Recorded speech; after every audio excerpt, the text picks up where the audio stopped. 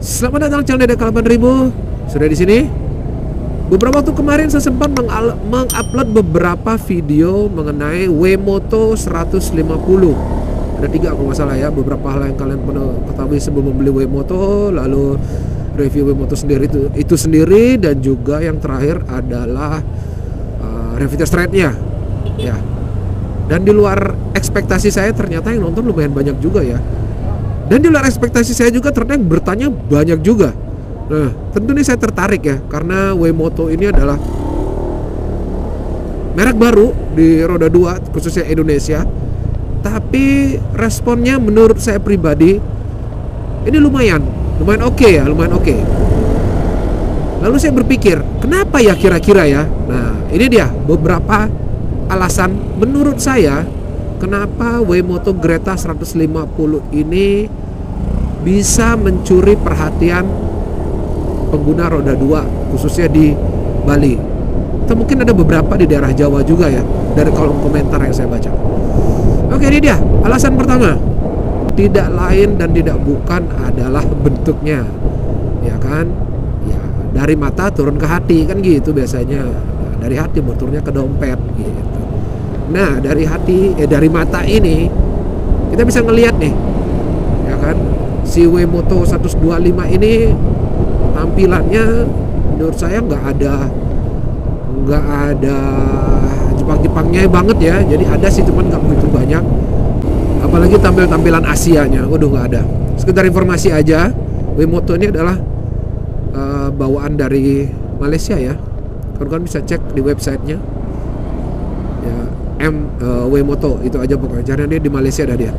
Nah, kalau di Indonesia itu dipasarkan oleh M-Force Indonesia, websitenya mforce.co.id. Kalian bisa lihat di sana. Nah, terus kan dari bentuknya itu udah mirip-miripnya kayak motor Eropa gitu kan, kayak Vespa, kayak Lambretta. Bongsornya juga mirip-mirip lah ya. Nggak kalah bongsor lah lawan NMAX ataupun bahkan lebih gede menurut saya sedikit bodinya dibandingkan dengan Vario. Itu cita rasanya Eropa banget dapat. Itu menurut saya hal nomor 1 yang melatar belakangi kenapa calon konsumen ini ingin tahu lebih banyak mengenai Greta 150 ini. Hal yang kedua, seperti saya bilang tadi, dari mata turun ke hati, lalu dari hati turun ke dompet. Nah, harga adalah salah dua ya. Tadi saya ada salah satu, nomor 1 kan ada salah satu, sekarang salah 2. Yang menjadi pertimbangan dari calon konsumen Greta 150 untuk nantinya meminang Greta 150, ya kan? Pada saat di launching di Denpasar Bali, motor ini harganya 22.650.000 dan sekarang sudah menjadi 23.600.000 atau 800 gitu ya. Nanti saya tulis aja nanti. Segitu sekarang harganya ya. Jadi masa promonya udah habis. Jadi kawan-kawan bisa langsung kontak nanti dealernya, CSBI kalau di Bali ya. Seperti itu. Menurut kawan-kawan gimana? Untuk Greta 150 ini di harga 23 jutaan, worth it apa enggak? Tulis kolom komentar ya. Dan beberapa video yang tadi saya bilang mengenai Greta 150, tadi linknya saya taruh di kolom deskripsi ya. Kawan-kawan silakan tinggal klik aja langsung. Seperti itu. Nah, faktor ketiga dari Greta 150 ini, saya menangkap ada beberapa hal yang menurut saya kayak analisa bahwa customer roda 2 di Indonesia itu tidak terlalu begitu mementingkan yang namanya teknologi ya. Nggak begitu. Kenapa? Karena Greta 150 ini dia masih menggunakan karburator, men. Udah bukan injeksi lagi. Sedangkan semua kompetitornya, motor Jepangan itu ya, sedangkan motor Eropa, Vespa dan teman-temannya juga sudah menggunakan injeksi juga. Nah, ini masih pakai karbu, tapi masih banyak peminatnya seperti itu. Mungkin pemikiran saya seperti ini, karena ini motor karbu, jadi untuk after salesnya itu tidak usah sampai ke bengkel-bengkel resmi. Jadi karena bengkel karbu ini kan udah bengkel pinggir jalan ya istilahnya ya, banyak yang bisa menangani, menghandle motor dengan spek karburator seperti ini. Jadi nggak usah takut gitu loh, mau beli di mana ke pelosok pun bengkel-bengkel pelosok bisa ngerjakan dengan menggunakan karbu ini gitu. Lain cerita kalau menggunakan injeksi. Nah kalau injeksi ya Pro Tools yang sedikit lebih lengkap gitu kan dibandingkan yang karbu. Walaupun ada kompensasinya kalau menggunakan karbu karena semua setting by human, karena settingnya by mekanik, jadi tentunya tidak akan bisa sepresisi dari penggunaan injeksi seperti itu ya. Menarik menurut saya seperti itu. Terus itu dia 3 alasan pertama yang menurut saya kenapa para calon konsumen Greta 150 tertarik untuk menanyakan lebih detail mengenai Greta 150 ini. Tapi ada beberapa pertanyaan juga yang masuk ke kolom komentar mengenai Greta 150 ini. Saya random aja ya. Pertanyaan yang ada itu seperti spare partnya gimana beli? Ya kan? Apakah aman atau bisa disubstitusi dengan merek Jepangan kayak Mio, kayak Vario atau apapun itu gitu kan.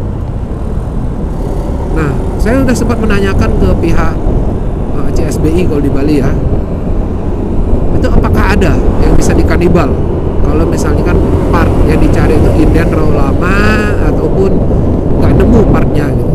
Dijawab untuk saat ini belum tahu beli, karena motor ini masih relatif baru ya kan, jadi masalah-masalah seperti itu belum tahu seperti itu.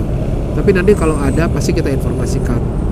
Nah gitu. Jadi untuk jawaban itu resmi ya, itu jawabannya. Jadi yang nggak tahu bisa dikanibal sama motor apa.